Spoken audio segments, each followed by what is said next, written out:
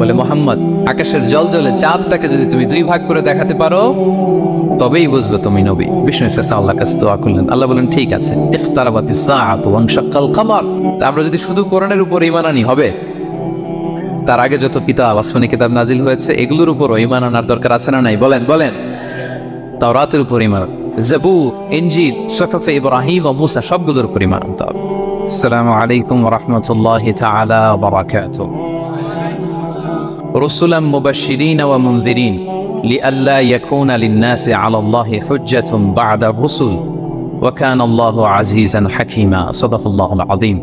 আজকের আলোচনার টপিক হচ্ছে আল্লাহ তাআলা কেন এই পৃথিবীতে রাসূল প্রেরণ করেছেন, রাসূল প্রেরণের উদ্দেশ্য কি, নবী রাসূলদের পরিচয় এবং তাদের বৈশিষ্ট্য, এগুলো নিয়ে আমি আজকে আলোচনা করব। এবং নবী রাসূলদের জীবনী থেকে আমাদের আসলে শিক্ষা কি, লেসনটা কি, কি লেসন আমরা নিতে পারি, এই টপিকটা নিয়ে আলোচনা করব। টপিকটা কি সবার কাছে ক্লিয়ার? প্রথমে আমরা উদ্ধার করবার চেষ্টা করি যে কেন আল্লাহ এত রাসূল পাঠালেন পৃথিবীতে, এর কারণটা কি। এর উত্তরটা আল্লাহ তাআলা খুব চমৎকার ভাবে সূরা নিসার 165 নম্বর আয়াতে আলোকপাত করেছেন, যে আয়াতটা দিয়ে আমি আলোচনা শুরু করেছি। আল্লাহ তাআলা বলছেন, রুসুলান মুবাশশিরিন ওয়া মুনযিরিন লিআল্লা ইয়াকুনা লিন-নাসি আলাল্লাহি হুজ্জাতুন বা'দা রুসুল ওয়া কানা আল্লাহু আজিজান হাকীমা। অর্থাৎ আমি রাসূলগণকে সুসংবাদদাতা এবং সতর্ককারী রূপে পৃথিবীতে প্রেরণ করেছি। রিপিট, আমি আবারও বলছি। আল্লাহ বলেন, আমি এই পৃথিবীতে রাসূলদেরকে সুসংবাদদাতা এবং সতর্ককারী রূপে পৃথিবীতে প্রেরণ করেছি, যাতে করে রাসূল আগমনের পরে আল্লাহর বিরুদ্ধে মানুষের আর কোনো অজুহাত না থাকে। ওয়া কানা আল্লাহু আজিজান হাকীমা। আর আল্লাহ তাআলা তিনি হচ্ছেন পরাক্রমশালী এবং মহাপ্রজ্ঞাময়।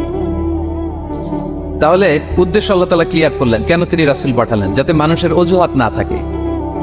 আল্লাহ তাআলা যদি রাসূল পৃথিবীতে বাণীবাহক হিসেবে প্রেরণ না করতেন, মানুষরা বলতো, আল্লাহ আখিরাত বলে যে একটা কথা আছে, এটা তো আমি বুঝি নাই। আল্লাহ মৃত্যুর পরে যে আবার জীবিত হইতে হবে, এটা তো আমি শুনি নাই। আল্লাহ এই পৃথিবীতে আমি কি কি করেছি তার পাই টু পাই তোমার সুপ্রিম কোর্টের কাঠগড়ায় দাঁড়িয়ে যে বিচারের সম্মুখীন হতে হবে, কেউ তো আমার কোনোদিন বলে নাই। এজন্য আল্লাহ বলেন, আমি পৃথিবীতে রাসূল পাঠিয়েছি যাতে করে মানুষের কোনো এক্সকিউজ না থাকে। আচ্ছা বলেন তো, এখন কি কেউ আল্লাহরে বলতে পারবে, আল্লাহ বিচার যে হবে এটা তো আমি জানি না? বলতে পারবে? আল্লাহ আখিরাত বলে যে একটা কথা আছে, পুনরুত্থান, পুনর্জীবিত হইতে হবে, আবার বিচারের সম্মুখীন হইতে হবে, জান্নাত জাহান্নাম আছে, এগুলো তো কোনোদিন আমি শুনি নাই। এই কথা, এই এক্সকিউজ তোলার কোনো সুযোগ কি আর আছে? No excuse will be granted that day, dear brothers and sisters. সেদিন কোনো এক্সকিউজ আল্লাহ তাআলা গ্রহণ করবেন না, কারণ আল্লাহ তাআলা রাসূলদেরকে প্রেরণ করেছেন। তারা আমাদেরকে বিস্তর বর্ণনা করে জানিয়ে গিয়েছে। এবং কেন রাসূলদেরকে প্রেরণ করেছেন, আল্লাহ বলেন যে দুইটা প্রাইম রেসপন্সিবিলিটি দিয়ে আমি রাসূলদেরকে প্রেরণ করেছি। এক নাম্বার, মুবাশশিরিন, তারা সুসংবাদদাতা। তারা আমাদেরকে জানিয়েছে এই পৃথিবীতে যদি আমরা ভালো কাজ করি, এক আল্লাহর ইবাদত করি, কারো হক নষ্ট না করি, তাহলে আমরা জান্নাতে যেতে পারবো। জান্নাতের সুসংবাদ তারা দেন। They are the bearer of glad tidings, they are the bearer of paradise. তারা জান্নাতের সুসংবাদদাতা। রাসূলদের দুই নাম্বার প্রাইম রেসপন্সিবিলিটি হচ্ছে মুনযিরিন, তারা সতর্ককারী। তারা আমাদেরকে এই মর্মে সতর্ক করেছেন যে এই পৃথিবীতে যদি আল্লাহর ইবাদত না করে শিরক করো, বেদাআত করো, এই পৃথিবীর বুকে যদি ফাসাদ করো, যদি সীমা লঙ্ঘন করো, যদি অন্যের অধিকার নষ্ট করো, তাহলে তোমাদেরকে জাহান্নামের আযাব ভোগ করতে হবে, ঠিক কিনা? তাহলে দুইটা প্রাইম রেসপন্সিবিলিটি। রাসূলরা হচ্ছেন মুবাশশিরিন, সুসংবাদদাতা, জান্নাতের সুসংবাদ দিয়েছেন। তারা ভালো কাজ করলে জান্নাতে যাওয়া যাবে।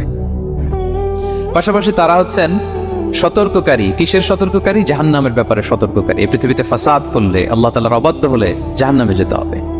এবং রাসূল পাঠানোর মধ্য দিয়ে আল্লাহ তাআলা এক্সকিউজ দেওয়ার সুযোগ বন্ধ করে দিয়েছেন। কোনো এক্সকিউজ আর দেয়া চলবে না। তাহলে পৃথিবীতে কেন আল্লাহ তাআলা রাসূল পাঠালেন, এই পয়েন্টটা কি সবার কাছে ক্লিয়ার? আচ্ছা ক্লিয়ার, আমরা সামনের দিকে এগোই। এরপর আল্লাহ তাআলা বলেছেন, এই পৃথিবীতে যত জাতি গোষ্ঠী আছে সব জাতির কাছে আমি রাসূল পাঠিয়েছি। ওয়া ইম মিন উম্মাতিন ইল্লা খালা ফিহা নাযীর। যত জাতি, যত নেশন এই পৃথিবীতে এসেছে, সব জাতিকে সতর্ক করবার জন্য, ইনস্ট্রাক্ট করবার জন্য, গাইড করবার জন্য আমি রাসূল পাঠিয়েছি। এমন কোনো জাতি নাই যে জাতির মধ্যে আল্লাহ রাসূল পাঠায় নাই, সবাই রাসূল পেয়েছেন। এবং মজার ব্যাপার হচ্ছে, they are the chosen and selected personality by Allah subhanahu wa ta'ala. রাসূলরা হচ্ছেন আল্লাহ তাআলার পক্ষ থেকে chosen এবং সিলেক্টেড। রাসূলদেরকে সিলেক্ট করেছে কে? আল্লাহ। তিনি বলেন ওয়া ইন্নাহুম ইনদানা লামিনাল মুস্তাফাইনাল আখিয়ার, নবীরা হচ্ছে আমার কাছে মনোনীত, আমি তাদেরকে মনোনীত করেছি এবং তারা হচ্ছে সর্বশ্রেষ্ঠ মানুষ। তার মানে এই আয়াত থেকে বোঝা গেল নবীরা সিলেক্টেড, তারা ইলেক্টেড না। ইলেকশন করে নবী হওয়া যায় না, নবী সিলেক্টেড এর মাধ্যমে হইতে হয়, সিলেকশনের মাধ্যমে। আর সিলেক্ট করেন কে? চুজ করেন কে? ইলেকশন করে নবী হওয়া যায়?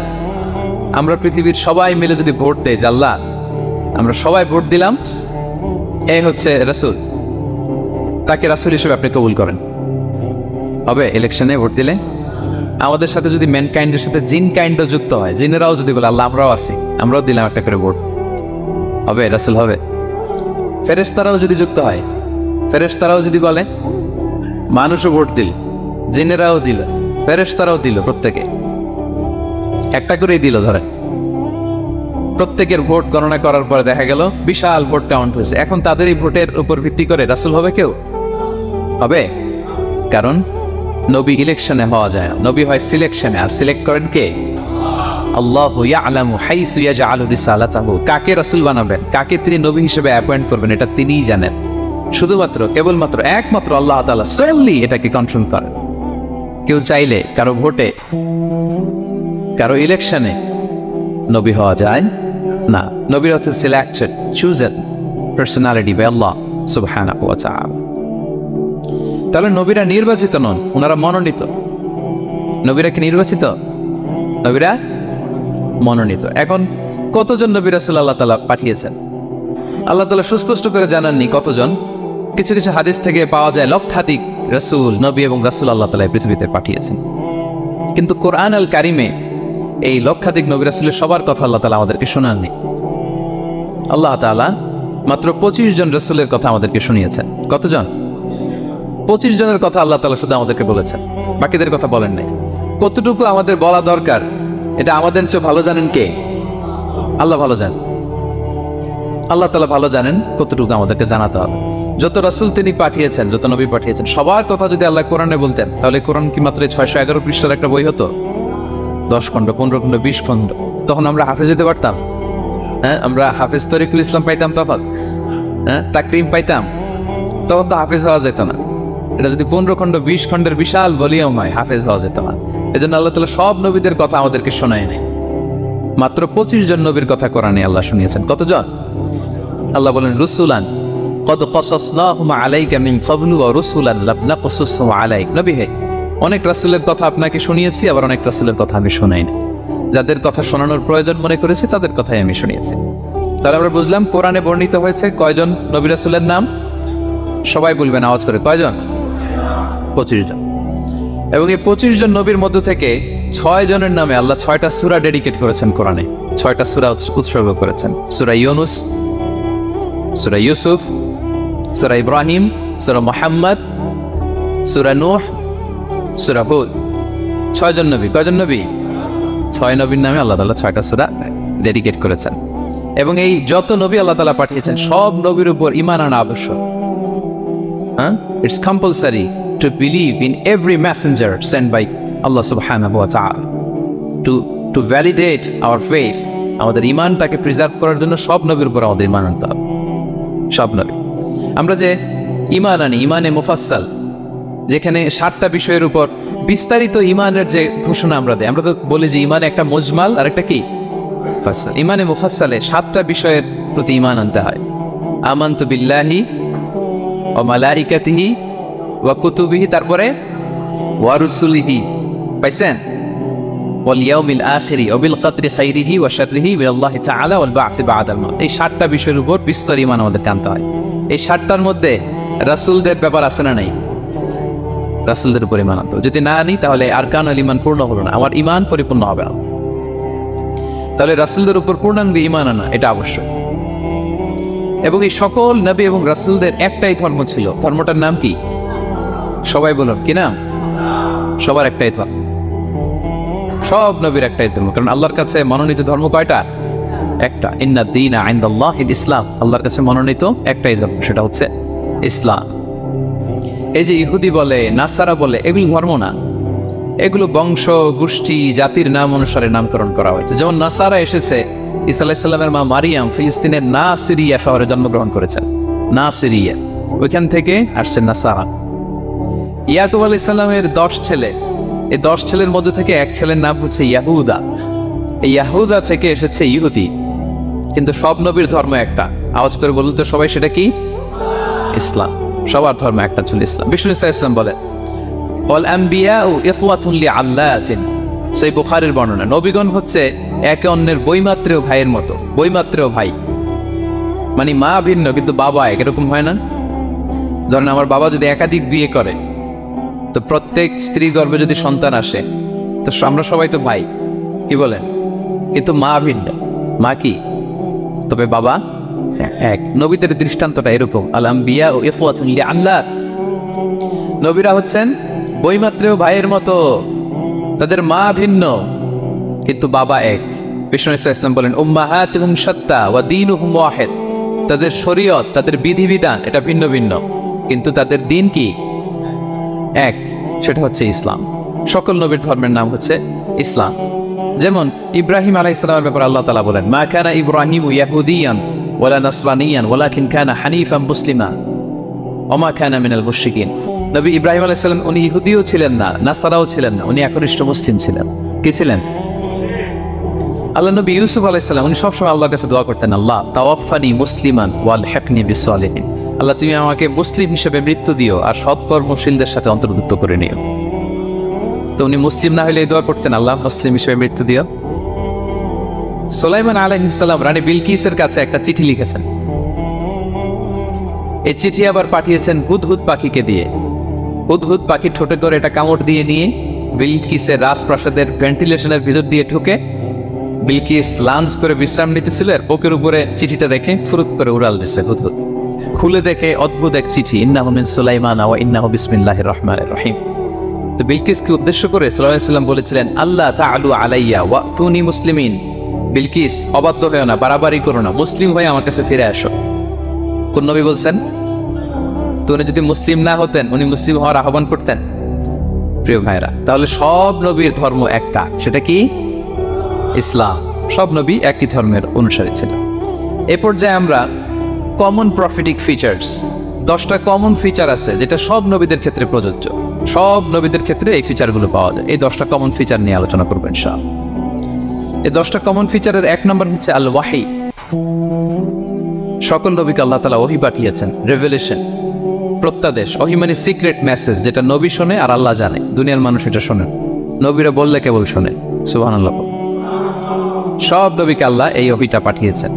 জিবরাইল আলাইহিস সালাম মারফত ওহী পাঠিয়েছেন, অথবা সরাসরি কিতাব পাঠিয়েছেন, কিংবা সহিফা পাঠিয়েছেন। আল্লাহ তাআলা ইরশাদ করছেন ইন্না আওহাইনা ইলাইকা কামা আওহাইনা ইলা নূহি ওয়ান নাবিয়িনা মিন বা'দ। নবী নূহ আলাইহিস সালামের পরে সব নবীদের কাছে আমি যেমনি ওহী পাঠিয়েছি, আপনার কাছেও আমি এভাবে ওহী পাঠিয়েছি। সব নবীদের কাছে আমি এভাবে ওহী পাঠিয়েছি।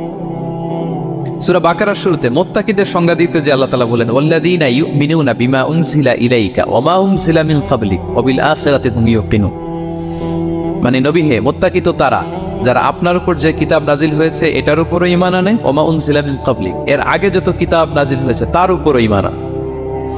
তা আমরা যদি শুধু কোরআনের উপর ঈমান আনি হবে? তার আগে যত কিতাব, আসমানি কিতাব নাজিল হয়েছে এগুলোর উপরও ঈমান আনার দরকার আছে না নাই? বলেন বলেন। তাওরাতের উপর ঈমান, জাবুর, ইনজিল, সুহুফে ইব্রাহিম ও মূসা, সবগুলোর উপর ঈমান আনতে হবে। তো এই ওহীগুলো আল্লাহ তাআলা নাজিল করেছেন। তাহলে 1 নাম্বার কমন ফিচার হচ্ছে আল্লাহ তাআলা ওহী পাঠিয়েছেন, সব নবীকে ওহী দিয়েছেন। 2 নাম্বার ফিচার হচ্ছে same language of the people. নবীকে আল্লাহ তাআলা যেই জাতিগোষ্ঠীর কাছে পাঠিয়েছেন তিনি ওই জাতির ভাষাতেই কথা বলেছেন। ধরেন মালয় এলাকাতে যদি আল্লাহ নবী পাঠান আর ওই নবী যদি আরবিতে কথা বলে, তা আমাদের মালয়েশিয়ান ভাইরা বুঝবে? আচ্ছা, আরব দেশে যদি আল্লাহ একজন নবী পাঠান, ওই নবী ধরেন যে ম্যান্ডারিনে কথা বলে, চাইনিজ ভাষায়, আরবরা বুঝবে? চায়নাতে ধরেন আল্লাহ তাআলা এক নবী পাঠালো, সে ওখানে যে হিন্দি ভাষায় কথা বলে, চাইনিজ লোকেরা বুঝবে না। তাহলে যেই জাতির কাছে আল্লাহ পাঠাইছেন ওই জাতির ভাষা দিয়ে আল্লাহ নবীকে পাঠাইছেন। সুবহানাল্লাহ। আল্লাহ তাআলা ইরশাদ করেন ওয়ামা আরসালনা মির রাসূলিন ইল্লা বিলিসানি কওমিহি লিউবাইয়িনা লাহুম। আল্লাহ তাআলা যত রাসূল পৃথিবীতে প্রেরণ করেছেন বিলিসানি কওমি, যে জাতির কাছে প্রেরণ করেছেন ওই জাতির ভাষায় প্রেরণ করেছেন, যাতে করে নবীর কথা এরা বোঝে। নবীরা এসেছেন বাণী বাহক হয়ে। এখন এই বাণী যদি বুঝতে না পারে তাহলে কাজ হবে? এজন্য প্রত্যেক নবীকে আল্লাহ তাআলা যেই জাতির কাছে পাঠিয়েছেন ওই জাতির ভাষায় পাঠিয়েছেন। 3 নম্বর হচ্ছে সকল নবীকে আল্লাহ তাআলা very good standard of character দিয়েছেন। চারিত্রিক দৃষ্টিকোণ থেকে অতুলনীয় ছিল এক একজন নবী। পা থেকে মাথা পর্যন্ত কালো দাগ ফেলার মতো কিছু ছিল না। আল্লাহু আকবার। মাসুম ছিলেন। আহলুস সুন্নাহ ওয়াল জামাআর আকীদা হচ্ছে প্রত্যেক নবী ছিলেন মাসুম, কোনো গুনাহ করেন নাই, নিষ্পাপ প্রতিটা নবী। সর্বোত্তম চরিত্র দিয়ে আল্লাহ তাআলা, অনুপম চরিত্র দিয়ে আল্লাহ তাআলা তাদেরকে পাঠিয়েছেন। আল্লাহ তাআলা বলেন, ওয়া ইন্নাকা লাআলা খুলুকিন আযীম, and verily you are on a very good standard of character. নবী হে, আপনি চমৎকার একটা ক্যারেক্টারের উপর প্রতিষ্ঠিত। আপনার আচরণের মতো, ক্যারেক্টারের মতো আচরণ অতুলনীয়, পৃথিবীতে দ্বিতীয়টা খুঁজে পাওয়া যায় না, ঠিক কিনা? কারণ নবীরা যদি মডেল মন, তাদের আচরণ যদি ভালো না হয়, তাহলে মানুষ কি তাদেরকে গ্রহণ করবে? মানুষ তো তাদের কাছ থেকে শিখবে, জানবে। তো জন্য তাদের আচরণ চমৎকার হওয়ার দরকার আছে না নাই? চমৎকার আচরণ, চমৎকার চারিত্রিক মাধুর্য দিয়ে আল্লাহ তাআলা পৃথিবীতে এক একজন নবীকে প্রেরণ করেছেন। সব নবীরা ভেরি গুড স্ট্যান্ডার্ড অফ ক্যারেক্টারের অধিকারী ছিল। 4 নম্বর হচ্ছে প্রত্যেক নবীকে আল্লাহ তাআলা মিরাকেল দিয়েছেন, মানে মুজিজা, as a proof of their prophethood. তাদের নবুয়তির প্রমাণ হিসেবে আল্লাহ তাআলা তাদেরকে মিরাকেল দিয়েছেন, মুজিজা। যেমন সালেহ আলাইহিস সালামকে আল্লাহ তাআলা মুজিজা দিয়েছিলেন। তার জাতির কাছে যখন তিনি দাওয়াত দিলেন, তারা বলল, সালেহ তুমি যে নবী এটা আমরা বুঝবো কি করে? এক শর্তে আমরা তোমার উপর ঈমান আনতে পারি। সালেহ আলাইহিস সালাম বললেন, কি শর্ত? বলতেছে, এই যে পাহাড় দেখো, এই পাহাড়ের ভেতর থেকে যদি একটা উট বের করো, 10 মাসের গর্ভবতী একটা উটটা বেরোবে, বেরোয় বাচ্চা দিবে, সাথে সাথে আমরা উটের দুধ দহন করে খাবো, এরপর আমরা ঈমান আনবো। চিন্তা করছেন কত শর্ত? পাহাড়ের ভেতর থেকে কি বের করে দেখাইতে হবে? উট। উনি আল্লাহর কাছে দোয়া করলেন, আল্লাহ বললেন কবুল। তবে কথা না আসলে কিন্তু খবর আছে, বলছে ঈমান আনবে, ঈমান না আনলে কিন্তু খবর আছে। উনি দোয়া করলেন, আল্লাহ কবুল করলেন। পাহাড় বিদীর্ণ হয়ে একটা বিশাল আকৃতির উট বের হয়ে আসলো, 10 মাসের গর্ভবতী উট। মুহূর্তে এটা ডেলিভারি করলো একটা উটের বাচ্চা, এবং দুধ দিতে আরম্ভ করলো, ওলান ভর্তি দুধ। সবাই পেট ভরে দুধ খেলো। খাওয়ার পরে কয়, তুমি জাদুকর। খাওয়ার পরে সালেহ আলাইহিস সালাম কি বলে? ইউ আর এ ম্যাজিশিয়ান, তুমি জাদুকর, তুমি তো বড় বেলকিবাজ সালেহ, তুমি পাহাড়ের ভিতরে বেলকি ঢুকাই দিছ। আল্লাহ তাআলা তাদেরকে একটা সাউন্ড গ্রেনেড, প্রচন্ড শব্দ তরঙ্গ দিয়ে ধ্বংস করে দিলেন। কানের পর্দা ফেটে সবগুলো লাশ হয়ে জমিনে পড়ে রইল। তাহলে এই যে সালেহ আলাইহিস সালাম যেটা দেখাইছেন, এটা কি ভেলকি ছিল? ম্যাজিক ছিল? কি ছিল? মুজিজা, miracle, as a proof of their prophethood. তাদের নবুয়তির প্রমাণ হিসেবে আল্লাহ তাআলা তাদেরকে মুজিজা দিয়েছেন। মূসা আলাইহিস সালামের মুজিজা কি ছিল? লাঠি। ফাআলকাহা ফাইযা হিয়া হাইয়াতুন তাসআ। ওই লাঠি রেখে দিলে মুভিং স্ন্যাক হয়ে যেত, নড়তেছে সাপ, ছবল মারবে। সুবহানাল্লাহ। এটা কি ম্যাজিক ছিল? কি ছিল? মুজিজা। ঈসা আলাইহিস সালামকে আল্লাহ তাআলা মাইন্ড ব্লোয়িং মুজিজা দিয়েছেন। অন্ধ ব্যক্তির চোখে হাত বুলিয়ে দিলেই দৃষ্টিশক্তি ফিরে পেত। ধবল রোগী, কুষ্ঠ রোগীর গায়ে টাচ করে দিলে স্কিন পরিষ্কার হয়ে যেত। মৃত ব্যক্তিকে দাঁড়াতে বললে মুহূর্তে দাঁড়িয়ে যেত। বিইযনিল্লাহ, আল্লাহর আদেশে দাঁড়াও বললে লাশ জীবিত হয়ে দাঁড়িয়ে যেত। বেলকিবাজি ছিল এটা? কি ছিল? বিষ্ণু ঈসা ইসলাম দাওয়াত দিচ্ছেন কুরাইশদেরকে, ওরা মানে না। বিষ্ণু নবী পাগল পড়া, বললেন, আচ্ছা বলো কুরাইশের লোকেরা কি বললে বিশ্বাস করবে যে আমি সত্য নবী? কি বললে বিশ্বাস করবে? তারা বলল, মুহাম্মদ ওই যে আকাশের চাঁদ, এটা 2 ভাগ করে দেখাইতে বললে বিশ্বাস করবো তুমি সত্য নবী। কি আবদার দেখছেন? হ্যাঁ, নবীদেরকে পেয়ে মামুর বাড়ির আবদার নিয়ে আসছিল এক এক জাতিগোষ্ঠী। বলে, মুহাম্মদ আকাশের জল জলে চাঁদটাকে যদি তুমি 2 ভাগ করে দেখাতে পারো, তবেই বুঝবে তুমি নবী। বিষ্ণু ঈসা আল্লাহর কাছে দোয়া করলেন, আল্লাহ বলেন, ঠিক আছে। ইখতারাবাতিস সাআতু ওয়ানশাক্কাল কমার ওয়া ইয়ারাউ আয়াতান ইয়ারিদু ওয়া ইয়াকুলু সিহরুম মুস্তামির। বিষ্ণু নবী সাব্বাবা, এই আঙ্গুলের নাম কি? ইবহাম, সাব্বাবা, ওয়ুসতা, বিনসার, খিনসার। হ্যাঁ, আমরা ইংরেজি নাম ঠিকই জানি, আরবিটা জানি না। ইবহাম, সাব্বাবা, ওয়ুসতা, বিনসার, খিনসার। বিশেষ সাব্বাবা আঙ্গুলি ওঠালে, এটা শাহাদাত আঙ্গুলি বলা হয়, আসলে সাব্বাবা আরবিতে। তো বিশ্বনবী এভাবে আল্লাহর নাম নিয়ে চাঁদের দিকে ইঙ্গিত করলেন, মুহূর্তে আকাশের জ্যোৎস্না বিলানো চাঁদটা 2 ভাগ হয়ে গেল। কুরাইশরা দেখে তো অবাক। বিষ্ণু বললেন, এবার কথা অনুযায়ী ঈমান আনো। বলে, Muhammad you are a magician, Mohammad তুমি বড্ড বড় জাদুকর, তুমি চাঁদের মধ্যে জাদু লাগাই ফেলছো, নাউযুবিল্লাহি মিন যালিক। তাহলে আল্লাহ তাআলা age a proof of their prophethood, তাদের নবুয়তের প্রমাণ হিসেবে প্রত্যেক নবীকে কি দিয়েছেন? মুজিজা দিয়েছেন, সব নবীকে দিয়েছেন। 5 নাম্বার, সকল নবীর দাওয়াতি মিশন এক ছিল, একই মিশন নিয়ে নবীরা পৃথিবীতে এসেছেন। সেটা কি?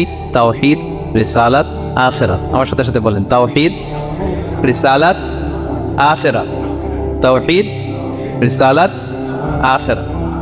এই 3টা বুনিয়াদী শিক্ষা দিতে নবীরা এসেছে। তাওহীদ মানে ওয়াননেস অফ গড, আল্লাহ যে এক, সব নবী প্রচার করেছেন। রিসালাত মানে তারা যে বার্তাবাহক হিসেবে এসেছেন, তাদের কথা মানতে হবে, এটার দাওয়াত দিয়েছেন।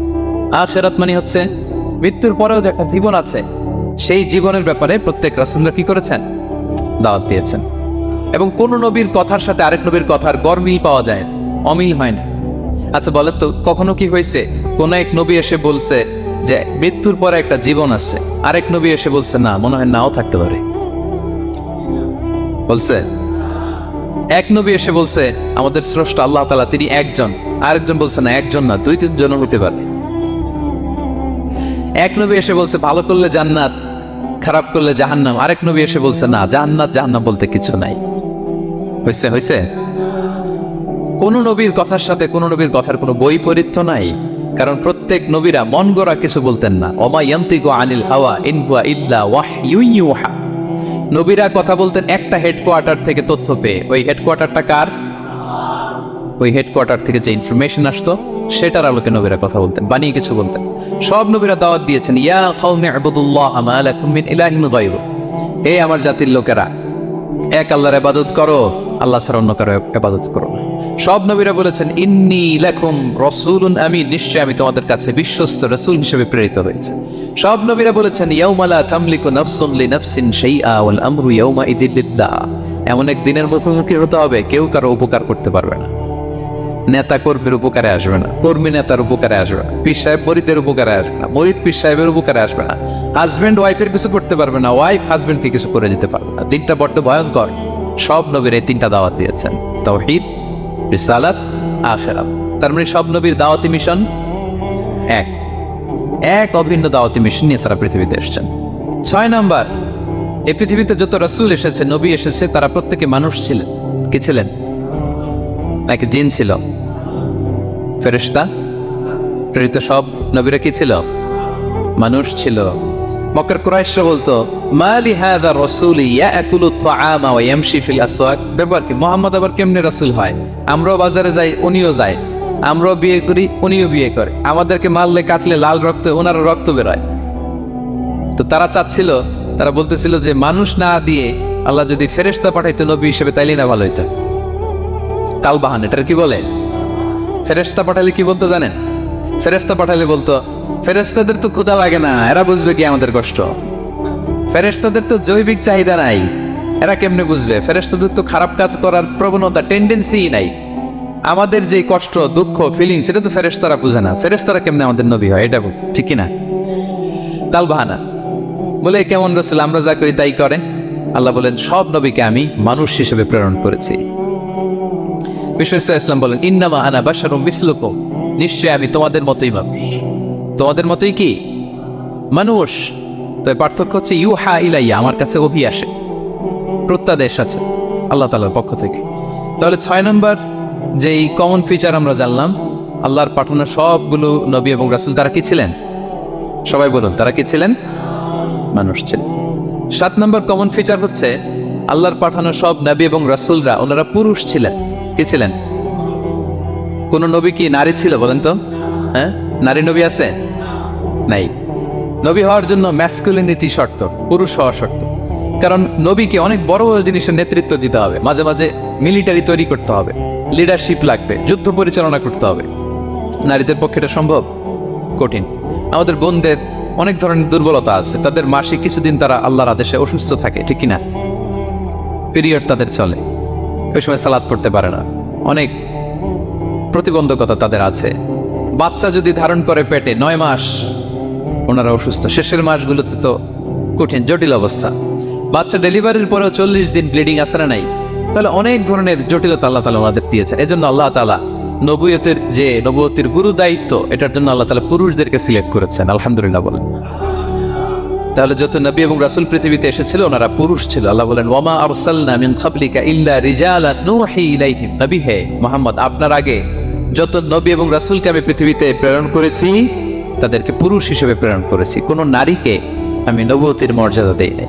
8 নাম্বার, প্রত্যেক নবীকে আল্লাহ তাআলা একটা গ্রুমিং, একটা ট্রেনিং সেশনের মধ্য দিয়ে নিয়েছেন। সেটা কি?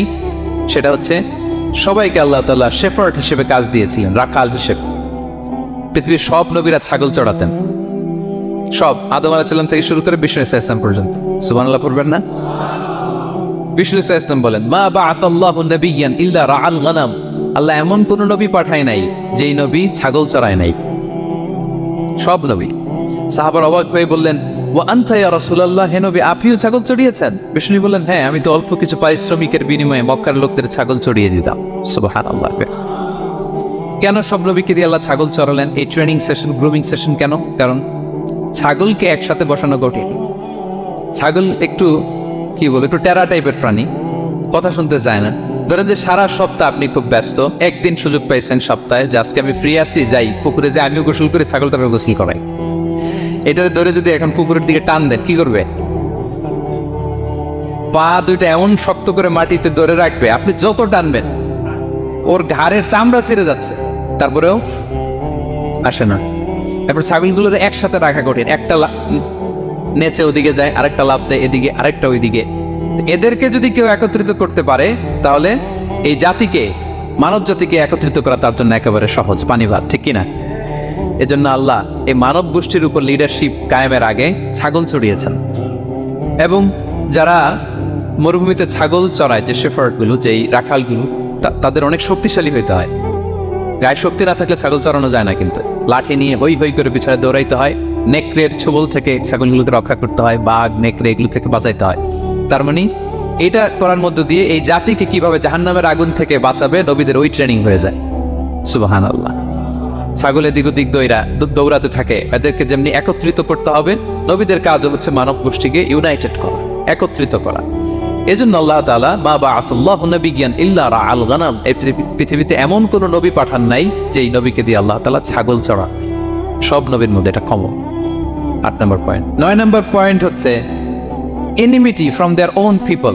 যত নবী দাওয়াত নিয়ে আসছে তারা চ্যালেঞ্জের মুখোমুখি হয়েছেন, শত্রুতার মুখোমুখি হয়েছেন। কেউ ওনাদের জন্য রেড কার্পেট রিসেপশন দেয় নাই। নবীদের পথ ছিল বড় পিচ্ছিল, এটা কুসুমাস্তীর্ণ ছিল না, কণ্টকাকীর্ণ। কেউই সহজে মেনে নেয় নাই। দাওয়াত দিছে তো রিজেক্ট, সবাই প্রত্যাখ্যান করেছে, সবাই প্রত্যাখ্যান করেছে। এটা কমন ছিল, প্রত্যেক নবীকে এটা মুখোমুখি হতে হয়েছে। Mockery, vulgarism, operation, mental torture, physical torture and what not, সব ধরনের। ইভেন অনেক নবীকে হত্যা করা হয়েছে দিনের দাওয়াতের কারণে। বনী ইসরায়েলের লোকেরা তাদের নিজেদের 70,000 নবীকে নিজেরা হত্যা করেছে। এমনকি আমার নবী বিশ্বনবী মুহাম্মদুর রাসূলুল্লাহ সাল্লাল্লাহু আলাইহি ওয়াসাল্লামকে হত্যার ষড়যন্ত্র করা হয়েছিল। আল্লাহ তাআলা দয়া করে বিশ্বনবীকে হিজরতের ব্যবস্থা করে দিয়ে প্রাণে বাঁচিয়েছেন, মক্কা থেকে মদিনাতে পাঠিয়ে দিয়েছেন। তাহলে এই পথ বড় কঠিন ছিল, নবীদের পথ, সব নবীর জন্য, এক্সেপ্ট সুলাইমান এবং দাউদ আলাইহিস সালাম, তাদের কথা ভিন্ন। এছাড়া সব নবীরা এই সংগ্রাম, এই বিরোধিতা, এই শত্রুতা, এই জেলাসি, এগুলোর মুখোমুখি হয়েছে পৃথিবীর সকল নবীরা, সকল নবীরা। বিষ্ণু ইসলাম ঘুমাতে পারে নাই একটা রাত শান্তিতে। বিষ্ণুর বায়োগ্রাফি যদি আপনি পড়েন, জীবনে যদি পড়ে দেখেন, প্রত্যেকটা নবীর জীবনে এই কষ্টকর মুহূর্তগুলো ছিল। শত্রুতা সব নবীকে পোহাতে হয়েছে। বিষ্ণু ইসলামের কাছে যখন প্রথম নাজিল হলো ইকরা বিসমি রাব্বিকাল্লাযী খালাক, সূরা আলাকের প্রথম কয়টা আয়াত? 5 আয়াত নিয়ে কোরআনের ভারে নতুন রেভেলেশন পেয়ে বিষ্ণুনবী কাঁপতে আরম্ভ করলেন। কাঁপতে কাঁপতে জ্বর এসে গেল বিষ্ণুনবীর গায়ে, নিচে নেমে আসলেন। খাদিজা রাদিয়াল্লাহু তাআলা আনহাকে বললেন, সাম্মিলুনি সাম্মিলুনি, আমাকে কম্বল চাপা দাও, আমার খুব শীত লাগছে, আমার জ্বর এসে গিয়েছে। কাঁপতে লাগলেন বিষ্ণু ইসলাম। খাদিজা রাদিয়াল্লাহু তাআলা আনহার এক চাচাতো ভাই ওয়ারাকা ইবনে নাওফল ছিল ইনজিল কিতাবের পণ্ডিত। খাদিজা রাদিয়াল্লাহু তাআলা আনহা বিষ্ণুনবীকে নিয়ে চাচাতো ভাইয়ের কাছে গেলেন, যে বলেন, ভাই ওরাকা, দেখেন তো মুহাম্মদ কি বলে, সে কি দেখছে, কি নিয়ে আসছে, কাঁপতেছে আর বলতেছে আমি মরে যাব, আমাকে কম্বল চাপা দাও। ওরাকা বললেন, মুহাম্মদ কে এসেছিল বলতো? বিষ্ণু জিবরাইল ইসলামের বর্ণনা দিলেন। কি বলেছে বলতো? 5 আয়াতের বর্ণনা বিষ্ণু ইসলাম দিলেন। তখন বিষ্ণু ইসলামের কথা শুনে ওয়ারাকা বলল, তোমার কাছে যে এসেছে ওয়াহুয়ান নামুস, মানে জিবরিল, সে সব নবীদের কাছে এসেছে। মুহাম্মদ, তুমি নবী হবা। তুমি কি হবা? তুমি নবী হবা, আখিরি নবী হবা তুমি। যে তোমার কাছে এসেছে সে সব নবীদের কাছে ওহি নিয়ে এসেছিল। আর জেনে রাখো মুহাম্মদ, তোমার এলাকার লোকেরা একদিন তোমাকে এলাকা থেকে বের করে দিবে। ভবিষ্যৎবাণী করতেছিলেন। বিশ্বনবী বললেন, আওয়া মুখরিজিয়াহুম, আমার ভাই বেরাদার, আমার জ্ঞাতি গোষ্ঠীর লোকেরা আমার এলাকা ছাড়া করবে? ওয়ারাকা বললেন, হ্যাঁ। লাম ইয়াতি রাজুলুন কাত্তু বিমিসলি মা জিতা বিহি ইল্লা উদিয়া। তোমার মতো এরকম রিসালাতের দায়িত্ব নিয়ে যারাই কোনো জাতির কাছে এসেছে তাদের সাথে এরকম শত্রুতা করা হয়েছে। বিষ্ণু ইসলাম সেদিনের কথা শুনে, ওয়ারাকার কথা শুনে অবাক হয়েছিলেন। তাহলে সব নবীদের ক্ষেত্রে 9 নম্বর কমন বৈশিষ্ট্য হচ্ছে তাদেরকে বাধার সম্মুখীন হতে হয়েছে। এখনো যারা নবীদের পথে চলবে বা চলে তাদের জীবনে বাধা বিপত্তি আছে না নাই? হ্যাঁ, তারা জেনে বুঝেই এই পথে এসেছে, তারা হিসাব মিলিয়েই এই পথে নেমেছে। এজন্য বাধা বিপত্তি চ্যালেঞ্জ কোনো মুমিনকে তার রাস্তা থেকে সরাতে পারে না, ঠিক কিনা বলেন? এক চুলো নড়াতে পারে। এটা নবীদের পথ, এটা নবীওয়ালা কাজ। এখানে জুলুম থাকবে, এখানে বাধা বিপত্তি থাকবে, এখানে চ্যালেঞ্জ থাকবে। এই পথটা সোজা, সিরাতুল মুস্তাকিম। যদি শেষ মাথায় যাওয়া যায়, ডাইরেক্ট জান্নাতুল ফিরদাউস। আলহামদুলিল্লাহ। তাহলে সব নবীরা বাধার সম্মুখীন হয়েছে। 9টা কমন ফিচার গেল। 10 নম্বর, দ্য লাস্ট কমন ফিচার, পৃথিবীর সব নবীরা ইন্তেকাল করেছেন, আর কোন নবী আসবেন? আসবে? পৃথিবীর সব নবীরা মারা গিয়েছেন, কিন্তু আলামুল বারজাখে, বারজাখের জগতে নবীরা জীবিত। আই রিপিট, আমি আবারও বলি, প্রত্যেক নবী তার কবরে জীবিত। আলামুল বারজাখে। আমরা এই দুনিয়াতে আসার আগে যেই জগতে ছিলাম, ওই জগৎটার নাম হচ্ছে আলামুল আরওয়াহ, মানে রূহের জগৎ। সেখান থেকে আমরা এই জগতে এসেছি, এটার নাম আলামুদ দুনিয়া, দুনিয়ার জগৎ। আবার মৃত্যুর পরে যে নতুন এক্সটেশনে আমরা যাব, সেটার নাম হচ্ছে আলামে বারজাখ, বারজাখের জগৎ। নবীরা ওই বারজাখের জগতে জীবিত। বিষ্ণু ইসলাম সুনানে আবু দাউদের হাদিসে বলেন যে, ইন্নাল্লাহা হাররামা আলাল আরদি আন তাকুলা আজসাদাল আম্বিয়া, আল্লাহ তাআলা এই জমিনকে, নবীদের দেহকে কনজিউম করাকে হারাম করে দিয়েছেন। মানে জমিনের জন্য নবীদের লাশকে পচিয়ে ফেলা, খেয়ে ফেলা হারাম। যত নবী যেখানে ইন্তেকাল করেছেন, তাদের পবিত্র দেহ মোবারক এখনো আগের মতো একেবারে যখন মৃত্যুবরণ করেছিলেন তখন লাশটা যেমন তাজা ছিল, এখনো প্রত্যেকে তার কবরে এরকম তাজা লাশ নিয়ে শুয়ে আছে। প্রত্যেক নবী কবরে জীবিত। বিষ্ণু ইসলাম ওনার কবরে জীবিত। তবে এটা বারজাকি জগতে। এই দুনিয়াতে যেভাবে জীবিত ছিলেন ওইভাবে না, বারজাকি জগতে জীবিত। আমরা যখন প্যারা নবীর উপর সালাত পৌঁছাই, দুরুদ পড়ি, প্রত্যেক ফেরেশতা, একটা ফেরেশতা আছে এই দুরুদগুলোকে নিয়ে বিষ্ণুনবীর কাছে পৌঁছায়। আপনার বাবার নাম, আপনার নাম বলে ফেরেশতা বলে যে অমুকের ছেলে অমুক আপনাকে সালাম দিয়েছে। বিষ্ণুনবী কবর থেকে নিজে ওই সালামের উত্তর বলে, কারণ বিষ্ণু ইসলাম বারজাকের জগতে তিনি জীবিত। হায়াতুন নবী, বারজাকের জগতে তিনি জীবিত। আরেক হাদিসে বিষ্ণু ইসলাম বলেন, আল আম্বিয়া ওয়া আহইয়াউন ফি কুবুরিহিম ইউসাল্লুন, নবীরা তাদের কবরে জীবিত, সেখানে তারা সালাত আদায় করে। নবীরা তাদের কবরে কি করে? সালাত আদায় করে। তাহলে এই 10টা হচ্ছে কমন ফিচার্স এন্ড প্রফিটস। সব নবীদের মধ্যে এই বিষয়গুলো পাওয়া যায়। সর্বশেষ পয়েন্ট হচ্ছে lessons from the life of the profits. এত নবী রাসূল যে আল্লাহ তাআলা আমাদের হেদায়েতের জন্য পাঠালেন, তাদের জীবনী থেকে আমাদের জন্য শিক্ষা কি, লেসন কি, এটা জানার দরকার আছে না নাই? বলেন, কি লেসন আমরা নিব? অনেক লেসন আছে। আমি সংক্ষিপ্ত পরিসরে 2-1টা বলি। আমি আমার মিজানুর রহমান আজহারি ভেরিফাইড ইউটিউব চ্যানেলে প্রফেট সিরিজ নামে একটা সিরিজ করেছে, 25 পর্বের। কোরআনে কয়জন নবীর নাম উল্লেখ হয়েছে? আর আমার চ্যানেলে কয় পর্ব? তার মানে 25 জন নবীর ব্যাপারে আমি ওয়েল ডকুমেন্টেড ম্যানারে একাডেমিকলি আলোচনা করেছি। আপনারা শুনবেন, আপনাদের জন্যই করেছি, শুনবেন আপনারা। এবছর 21শে বইমেলায় আপনারা শুনেছেন আমার একটা বই প্রকাশিত হয়েছে। বইয়ের নাম হচ্ছে জেগে ওঠো আবার। এটা আমি নিজে লিখেছি। আরেকটা বই 6 খণ্ডের আমি সম্পাদনা করেছি, সেটা হচ্ছে ছোটদের নবী রাসূল। বইটার নাম কি? ছোটদের নবী রাসূল। সত্যায়ন প্রকাশন থেকে 6 পর্বের খুব চমৎকার গ্রাফিক্যাল ইউজার ইন্টারফেস দিয়ে আপনার সোনামণিরা, বাচ্চারা তারা জেনে যাবে যে তাদের আসল আইকন কারা, তাদের আসল সুপার হিরো কারা, তাদের অনুসরণীয় অনুকরণীয় ব্যক্তিত্ব হবে কারা। এই বইটা লিখতে, সম্পাদনা করতে আমাদের অনেক চ্যালেঞ্জ আমরা ফেস করেছি, কারণ এটা আপনাদের জন্য লিখছি। কাদের জন্য? বাচ্চাদের জন্য। আমি বাচ্চাদেরকে গল্প শোনাচ্ছি এরকম একটা ভাব নিয়ে লিখেছি। আমি বারবার ভেবেছি যে আমার ছোট্ট মেয়েটাকে যদি আমি শোনাই, ওকে বুঝাইলে ও কিভাবে বললে বুঝবে। গল্পের মতো করে খুব রস দিয়ে আনন্দ দিয়ে প্রতিটা বাক্য এভাবে সাজানো হয়েছে। 6 খণ্ডের ছোটদের নবী রাসূল সিরিজ, যদি সুযোগ হয় আপনারা সংগ্রহ করবেন। বড়দের নিয়েও আমরা নবী রাসূলের উপর আমাদের সামনে কাজ আসবে, আমরা জানাবো। তো আজকের এই কায়েত ফাউন্ডেশন বাংলাদেশের এই প্রোগ্রামের সর্বশেষ যে পয়েন্টটা আপনাদের সামনে আমি উপস্থাপন করতে চাই, সেটা হচ্ছে lessons from the life of the prophets. নবী রাসূলদের জীবনী থেকে আমাদের জন্য কি শিক্ষা। 25 জন নবীকে কভার করা সম্ভব হবে না। আমি সেখান থেকে মাত্র 7 জন নবীর জীবনী থেকে 7টা শিক্ষা 7 মিনিটে বলে আমরা শেষ করে দেব ইনশাআল্লাহ বিইذنিল্লাহ। প্রথমে আমরা শুনবো সাইয়েদনা আদম আলাইহিস সালামের জীবনী থেকে শিক্ষা। পৃথিবীর প্রথম নবী কে ছিল বলেন তো? আদম আলাইহিস সালাম। আমরা যেমনি আমাদের শৈশব ছিল, কৈশোর ছিল, যৌবন, তারপর বার্ধক্যের দিকে যাচ্ছি, ওনার কিরকম ছিল? আদম আলাইহিস সালামের শৈশব ছিল না? ছিল? কৈশোর ছিল? কনফিউশনে পড়ে গেছে। ছিল না। মজার ব্যাপার হচ্ছে ওনার শৈশব কৈশোর ছিল না, ওনাকে আল্লাহ সৃষ্টি করতে যুবক করে সৃষ্টি করছে। সুবহানাল্লাহ, এত আসতে কেন? সৃষ্টি করতেই যুবক, 60 হাত লম্বা। কয় হাত? 60 হাত লম্বা করে তৈরি করছেন আদম আলাইহিস সালামকে। আপনারাও যারা জান্নাতে যাবেন 60 হাত লম্বা হয়ে ঢুকবেন, 33 বছরের যুবক হয়ে ঢুকবেন। 80 বছর বয়সে মারা গেলেও কত বছর বয়সে ঢুকবেন?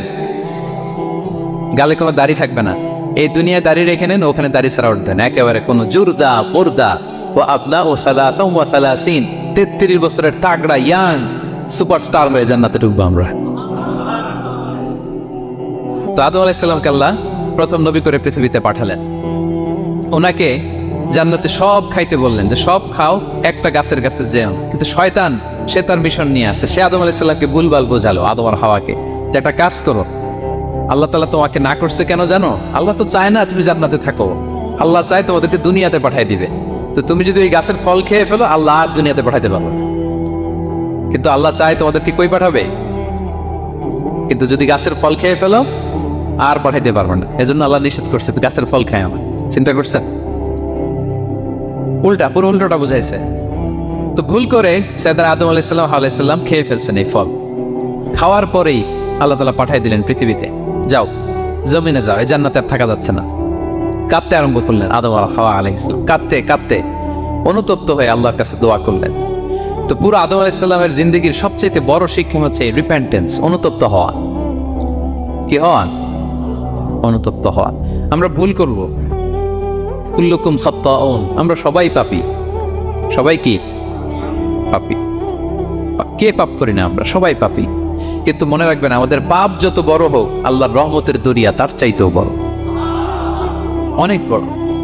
তিনি দয়াময়, তিনি মেহেরবান, তার দয়ার শেষ নাই, তার মায়ার শেষ নাই। তার রহমতের দরিয়া যে কত বড় আপনি কল্পনাও করতে পারবেন না। শয়তান আর আমাদের মধ্যে পার্থক্য হচ্ছে, শয়তান পাপ করে পাপে অটল থাকে, কিন্তু বিশ্বাসীরা পাপ করার সাথে সাথেই ক্ষমা চায় কার কাছে? এটা হচ্ছে আদম আলাইহিস সালামের জীবনী থেকে আমাদের জন্য সবচেয়ে বড় লেসন। সাইয়েদনা আদম আলাইহিস সালাম উনি ভুল করে যখন বুঝতে পারলেন, অনুতপ্ত হলেন, চোখের পানি ছাড়লেন। 2 ফোঁটা পানি আল্লাহর কাছে সবচাইতে প্রিয়। এক হচ্ছে জিহাদের ময়দানে মুজাহিদের গা বেয়ে ঝরে পড়া রক্তের ফোঁটা, 2 হচ্ছে অনুতপ্ত বান্দার চোখের পানির ফোঁটা। অনুতপ্ত বান্দা নিজের ভুল স্বীকার করে মাথাটা নিচু করে চোখের পানি ছেড়ে দিয়ে যখন আল্লাহর কাছে কাঁদে, তার চোখের পানি চোখ বেয়ে নাকের ডগা বেয়ে জমিনে ড্রপ করার আগেই আল্লাহ তার সব গুনাহ মাফ করে দেয়।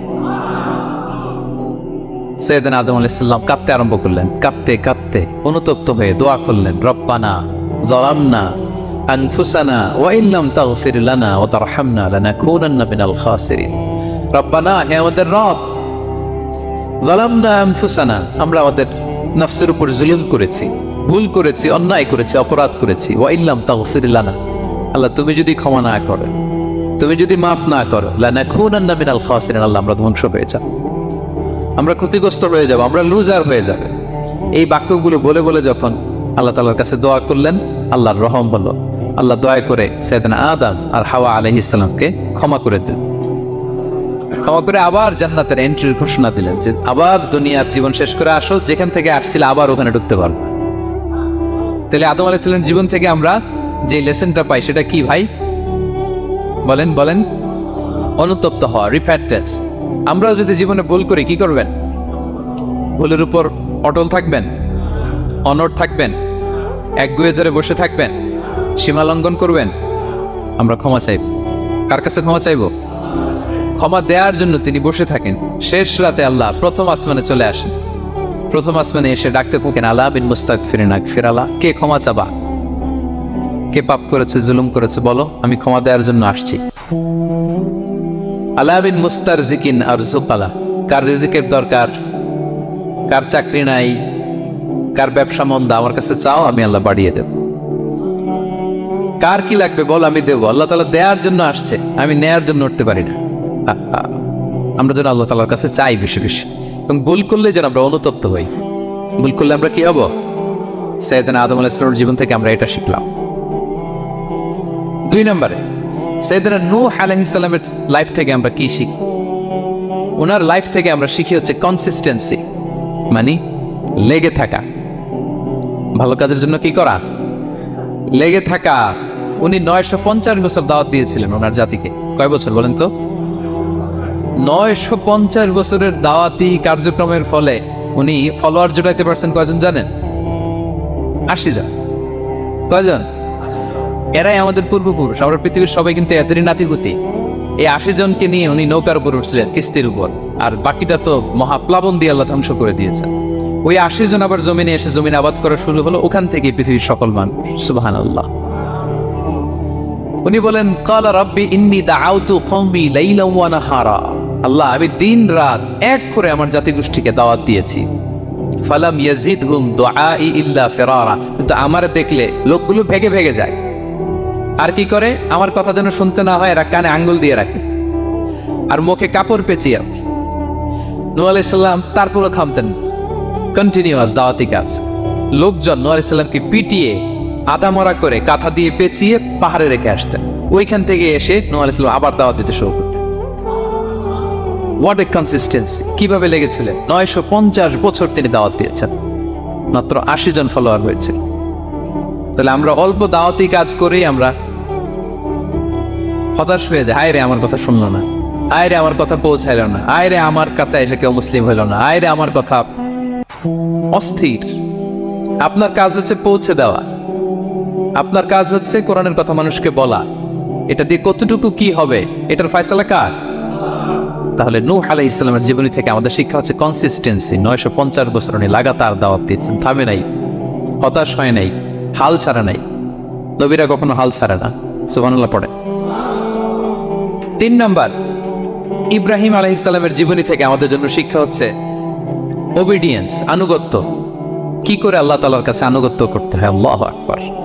আমি মনে হয় 1 ঘন্টার উপরে আলোচনা করেছি আমার প্রফেট সিরিজ ইব্রাহিম আলাইহিস সালামের জীবনী নিয়ে। ওনার পুরা জীবনটা, আল্লাহ কোনো কিছু বলতে দেরি, আল্লাহর আদেশের সামনে মাথা পেতে দিতে ইব্রাহিম আলাইহিস সালামের দেরি হয়। আল্লাহ বলছেন আসলিম, ওয়াইদ ক্বালা রাব্বুহু আসলিম ক্বালা আসলামতু লিরাব্বিল আলামিন। হে ইব্রাহিম, সারেন্ডার। সারেন্ডার। সুবহানাল্লাহ। ইব্রাহিম আনুগত্য করো। আল্লাহ আনুগত্য করছি। ওনার সন্তান হয় না 86 বছর বয়স একটা সন্তান দিলেন আল্লাহ তাআলা। আমাদের এখানে কার বয়স কত? সর্বোচ্চ বয়স কত আছি আমরা? এদিকে 60 বছরের উপর তো কেউ নাই, ঠিক কিনা? 86 বছর বয়সে আল্লাহ সন্তান দিয়েছেন, ইসমাঈল আলাইহিস সালাম। কত বছর বয়সে? সন্তানটা আদরের নাকি? হ্যাঁ, আদরের না? শেষ কালে একটা সন্তান পেলেন 86 বছর বয়সে। ইব্রাহিম আর হাজেরার ঘরকে উজাড় করে ফুটফুটে এক সন্তান ইসমাঈল আলাইহিস সালাম আসলেন। ভালোবাসা, আদর যেন ঠিকরে পড়ে, এত গদগদ ভালোবাসা। এবার বললেন, যাও হাজেরা আর দুধের সন্তান ইসমাইলকে মরুভূমিতে ফেলে দিয়ে আস। বলতে দেরি, রেখে আসতে দেরি নেই। এটাই হচ্ছে ইব্রাহিম আলাইহিস সালামের আনুগত্য। দুধুমরু প্রান্তরে হাজেরা আর ইসমাইল আলাইহিস সালামকে রেখে আসলেন, চলে আসলেন। বুকটা ফেটে চৌচির, 86 বছর বয়স একটা দুধ সন্তান পেলাম, দুধের বাচ্চা আমার স্ত্রী সহ মরুভূমিতে রেখে আসে।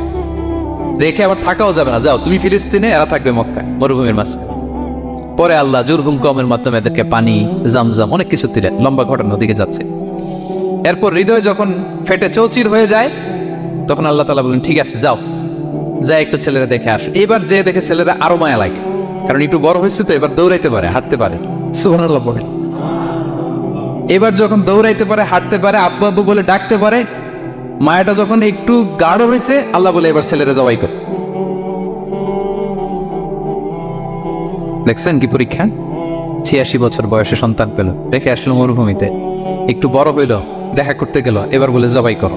জবাই করো বলতে দেরি, ছুরি চালাতে দেরি হয়নি। কুরবানির ইতিহাস লম্বা ইতিহাস, সেদিকে যাব। এরপরে আল্লাহ কবুল করলেন। এরপরে বললেন বাপ বেটা মিলে মরুভূমির মধ্যে ঘেমে ঘেমে একটা ঘর বানাও। এরপরে ঘোষণা দাও মানুষকে, যেটা আমার ঘর। বাপ বেটা মিলে কষ্ট করে একটা ঘর বানালেন। এবার বললেন আজান দাও, ঘোষণা দাও, সবাই যেন এখানে আসে। আল্লাহ কারে ঘোষণা দিব? কেউ তো নাই। বলতেছে তুমি ঘোষণা দাও, এই ঘোষণার শব্দ পৃথিবীর সব মানুষের কর্ণকুহরে আমি আল্লাহ নিজ দায়িত্বে পৌঁছে দেব। আমরা যারা রুহের জগতেও তখনও ছিলাম, যারা লাব্বাইক বলতে পেরেছি, তাদের ঠিকই নসিবে ওই কাবা ঘর জিয়ারতের নসিব হয়ে যাবে। উনি ঘোষণা দিলেন, দেখেন কেউ নাই, ধুধু মরু প্রান্তর। আজকের মক্কাকে কল্পনা করেন তো কি অবস্থা। এই রমজানের লাস্ট 10 days অফ রমাদান আপনি জায়গা পাবেন? হজের চেয়েও বেশি মানুষ। কিভাবে আল্লাহ কবুল করেছেন, কিভাবে আনুগত্য, সাবমিসিভনেস, নিজেকে আল্লাহর কাছে পুরো সুপর্দ করা, এর নমুনা সাইয়েদনা ইব্রাহিম আলাইহিস সালাম পেশ করেছে। তাহলে সংক্ষিপ্ত কথা হচ্ছে, আল্লাহ নবী ইব্রাহিম আলাইহিস সালামের জীবনী থেকে আমাদের জন্য শিক্ষা হচ্ছে অবিডিয়েন্স, আনুগত্য। কিভাবে আল্লাহর আদেশের সামনে মাথা পেতে দিতে হয়। পারা যাবে তো? হ্যাঁ, ওই ইব্রাহিম আলাইহিস সালামের রক্ত আমাদের দেহে বহমান। আমরাও নবী ইব্রাহিমের উত্তরসূরি। নবী ইব্রাহিমের আলাইহিস সালামের মতো আমরাও ইসলামের জন্য জীবন বিলিয়ে দেওয়ার দরকার আছে না নাই? বলেন বলেন। শক্ত পদে আমাদেরকেও এরকম স্যাক্রিফাইসের মেন্টালিটি অর্জন করতে হবে। অবিডিয়েন্স, আনুগত্যের শিক্ষা আমরা নবী ইব্রাহিম আলাইহিস সালামের কাছ থেকে পাই। 4 নম্বরই ইয়াকুব আলাইহিস সালাম, ওনার জীবনী থেকে শিক্ষা হচ্ছে পেশেন্স, ধৈর্য। আমাদের অনেকের ধৈর্য নাই, আমরা অস্থির, অল্পতে ধৈর্য হারাই ফেলি। ধৈর্য এমন একটা গাছ, এই গাছের সারা গায়ে অনেক কাঁটা, কিন্তু এই গাছের ফল বড্ড মিষ্টি। ধৈর্য এমন একটা গাছ, গাছের সারা গায়ে কি, কিন্তু ফলটা। ইয়াকুব আলাইহিস সালামের কলিজার টুকরা ইউসুফ আলাইহিস সালামকে ভাইয়েরা মেরে আহত করে কুয়ায় ফেলে দিছে। কুয়া থেকে নিয়ে মিশরে বিক্রি করে দিস। এখন এতিম হয়ে আরেক জায়গায় থাকে, বাবার কলিজা ফেটে যায়, ছেড়ে যায়, কিন্তু কাউরে বিচার দেয় না, কাউরে কিছু বলে না। উনি বলে ইন্নামা আশকু বাসি ওয়া হুজনি ইলাল্লাহ, আমার দুঃখ কষ্ট মনের জ্বালার যন্ত্রণা আমি একজনের বলি, তিনি কে? ধৈর্য ধারণ করলেন। প্রাপ্তবয়স্ক অবস্থায় ওনার ছেলে বানিয়ামিন, তাকেও হারালেন। আবার বলে আমি কাউরে বিচার দিই না, একজনের বলে, তিনি কে? এই 2 ছেলের শোকে কাঁদতে কাঁদতে অন্ধ হয়ে গেল। আল্লাহু আকবার। সাইয়েদনা ইয়াকুব আলাইহিস সালাম একবার ধৈর্য হারা হন নাই। তাহলে আল্লাহ নবী ইয়াকুব আলাইহিস সালামের জীবনী থেকে আমাদের জন্য শিক্ষা হচ্ছে পেশেন্স। বিপদে আমরা কি ধরবো? ধৈর্য ধারণ। 5 নম্বরে ইউসুফ আলাইহিস সালামের জীবনী থেকে আমাদের শিক্ষা হচ্ছে he is the archetype of good character, উন্নত চরিত্রের মডেল। আমার যুবক ভাইয়েরা, গায়েত ফাউন্ডেশন বাংলাদেশের আজকের ইফতার প্রোগ্রামে যুবক যারা এসছো, তোমাদের জন্য শিক্ষা আর্কিটাইপ অফ গুড ক্যারেক্টার। চরিত্র কিভাবে হেফাজত করতে হয়, এর মডেল, প্রেরণার বাতিঘর। তাগড়া যুবক, পৃথিবীর সবচাইতে সুন্দর পুরুষ ইউসুফ আলাইহিস সালাম। তাকে দেখে ওই সময়ের আরেক বিশ্ব সুন্দরী জুলাইখা প্রেমে মাতোয়ারা